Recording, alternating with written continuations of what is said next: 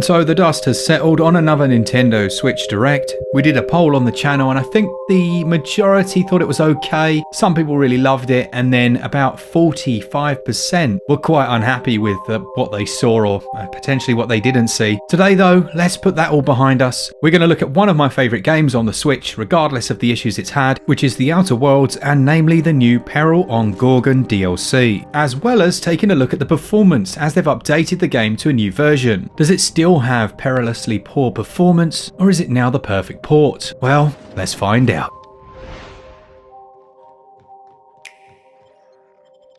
The story of Peril on Gorgon plays out like a murder mystery. You're tasked with the job of finding the journal of your employer's dead mother, and the storyline really goes to show the lengths some of these giant mega corporations will go to make some cash. I'm not going to spoil the story, but I will give you some indication as to how it plays out. Set as it is on the Gorgon, which is essentially in the back end of Beyond, you'll find an old dilapidated bar filled with interesting characters, and there are a few side missions to undertake as well. What Peril on Gorgon does really well is provide tons of extra exposition through scraps of paper or computer notes, which very often are entirely optional, and through taking the time to read all of these, by the end of its 10 to 14 hour runtime, you can potentially have a much better understanding of what's taken place. And it's worth noting there's some great scripting in terms of responses from your AI companions. What do they call themselves again? Landscapers? Green thumbs? Gardeners. It really adds to the feeling of immersiveness when they start complaining about the stench of sulfur in the air after you've just spent a bit of time reading some of the terminals in the world and discovered that this is a big issue. The story covers some particularly dark narratives, and again, without spoiling anything, the developers play some really emotional tricks on you and get their hooks in early with some side characters completely unrelated to that main storyline. It would have been nice to see potentially a few more NPCs giving optional quests, but over the course of it you'll run into some really interesting ones and have to leave Gorgon several times to travel to other places, and with a particular high point of mine being given the unenviable task of acting as the intermediary between two idiots having an argument about scrap. Throw in a load of unusual areas and several different outcomes for the storyline based on the character build that you have and the choices you make, and for a DLC, it's a mighty chunky one when it comes to that narrative.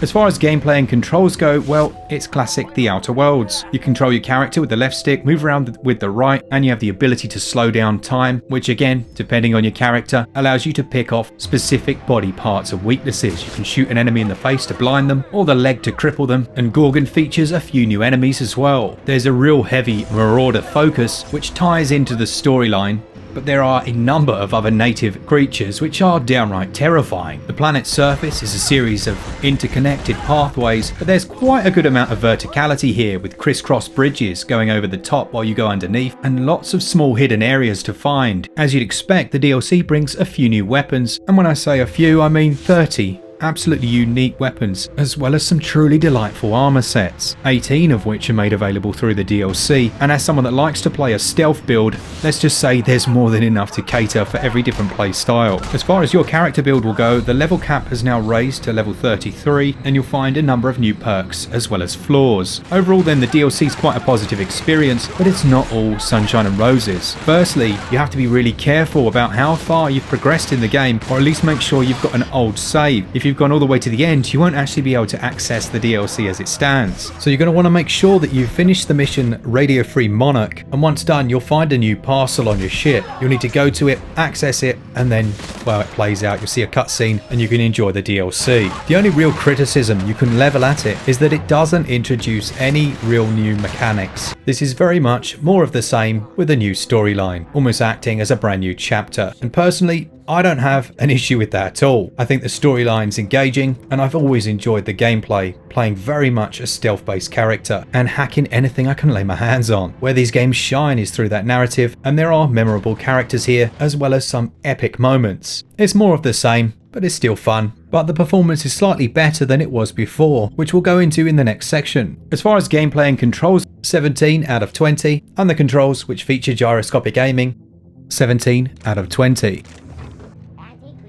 On to the visuals and performance, and if you're expecting suddenly the Outer Worlds on the Nintendo Switch to look and perform like the PC version, it's not going to happen. What I will say is that for the vast majority of your playtime, it's certainly a big improvement over the initial release. The tweaks they added in, like the depth of field when you're talking to characters, as well as improving the overall frame rate, certainly have a positive effect. Now that being said, while I didn't experience any crashes, which is a blessed relief, and they seem to have 99% managed to sort out the loading that you used to experience with the little spinner in the middle of the screen, although I did notice it once. Textures still aren't very good, and that's putting it lightly, and frame rates, although improved, are still a touch inconsistent, with some areas dropping down. Load times on the whole are also quite long, anywhere from 40 to 60 seconds, but the image quality certainly was slightly better when docked. In handheld, the game runs a little bit worse than it does in docked, but still a massive improvement from when the game first launched. Hopefully on screen I've managed to show you the old footage and the new areas. I know they're not direct side-by-side comparisons, but it still gives you some idea as to some of the changes. In terms of the audio, Peril on Gorgon has a fantastic soundtrack.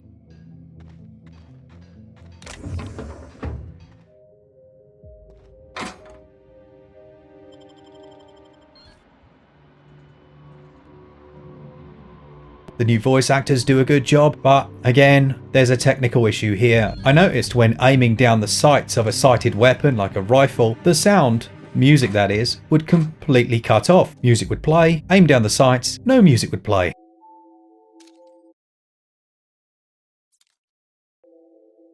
Quite a glaring bug, and strange that it managed to get through, but it's one more thing for them to patch up, and a shame as it's going to knock the audio score. As it stands in 1.3, visuals and performance are improved, if still not great. They score 13 out of 20, while had I not noticed the slight audio bug, I'd have been giving this at least 18. I'll dock it a couple of points and give audio 16 out of 20.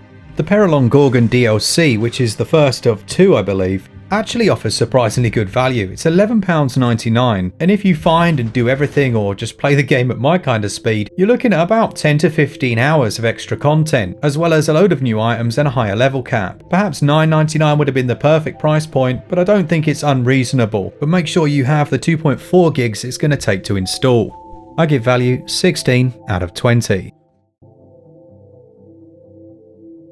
So there we have it. While the Outer Worlds Peril on Gorgon is very much more of the same, to me that's just fine. It gets a SwitchUp score of 79%. Let me know down in the comments, were you, like me, able to still enjoy the game without having the greatest performance of all time? That's a big understatement. And will you be picking up the DLC if you've finished the original? If you enjoy the channel, then consider sticking around, and thanks to our patrons who support us each and every month. As always, for all things Switch, all the time, keep it Switch up. Cheers guys, see ya!